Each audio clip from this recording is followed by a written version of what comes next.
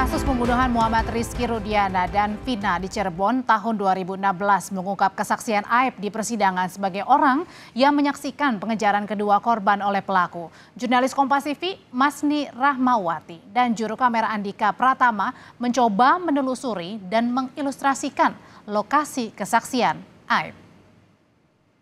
8 tahun berlalu, kasus pembunuhan Vina dan juga Eki ini masih meninggalkan banyak tanda tanya.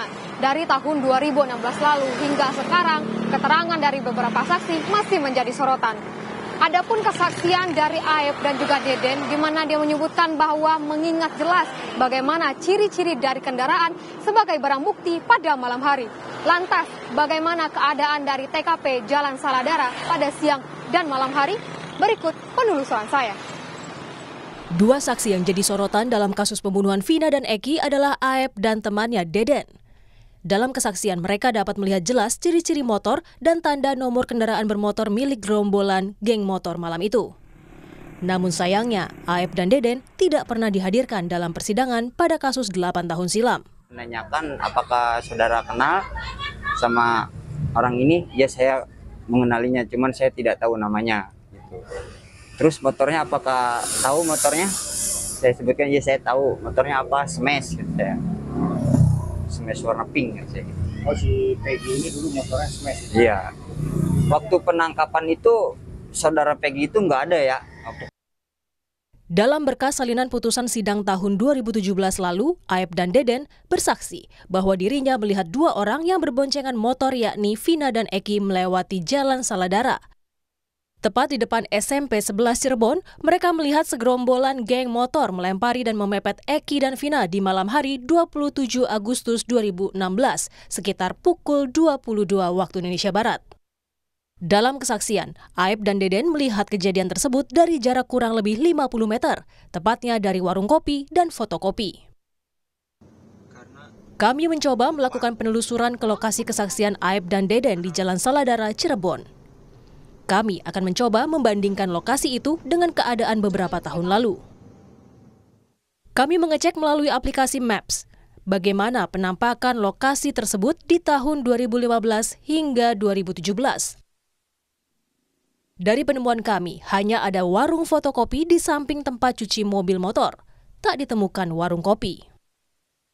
Untuk memperkuat temuan, kami juga bertanya kepada pemilik warung yang berada tak jauh dari lokasi kesaksian Aib. Pemilik warung menyebutkan tak ada warung kopi yang berdekatan dengan warung fotokopi di tahun itu.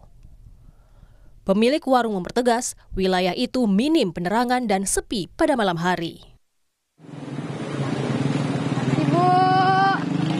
Ibu, saya mau nanya ini kan apa? Dulu kalau itu di sini di depan itu yang ruko itu ada warung fotokopi, terus ada warung kopinya nggak, Bu? Nggak ada. Nggak ada. Khusus fotokopi, jual buku-buku, alat tulis, itu aja. Kalau warung kopi di sini di mana? Paling dekat? Nggak ada. Nggak ada.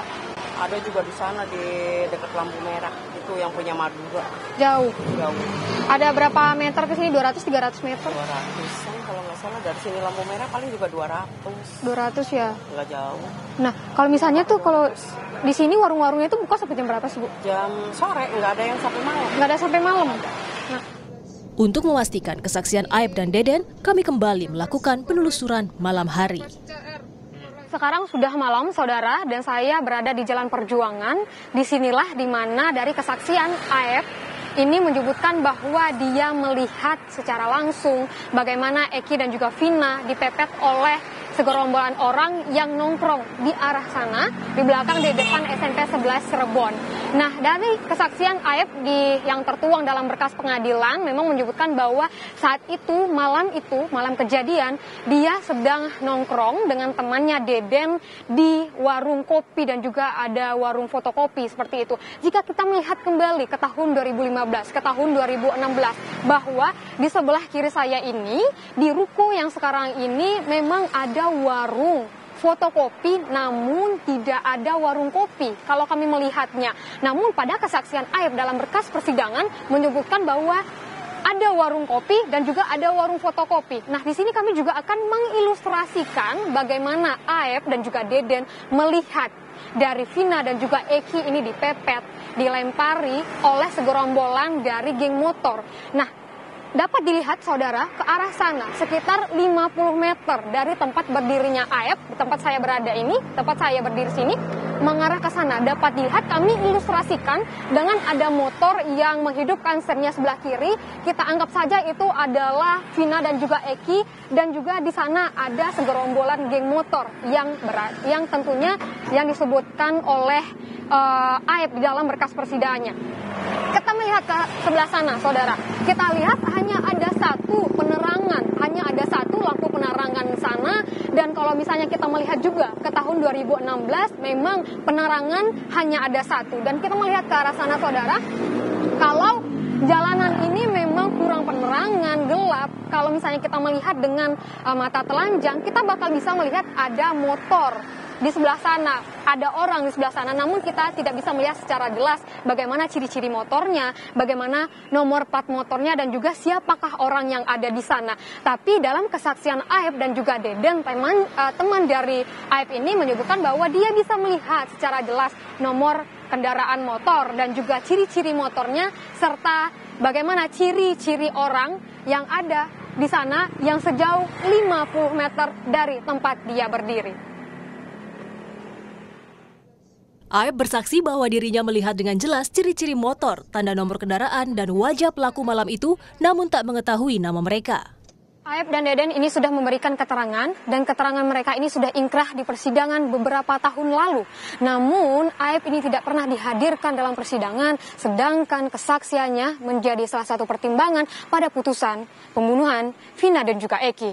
Apakah polisi kembali akan menguji kesaksian mereka? Masni Ramawati, Andika Pratama, Kompas TV, Cirebon, Jawa Barat.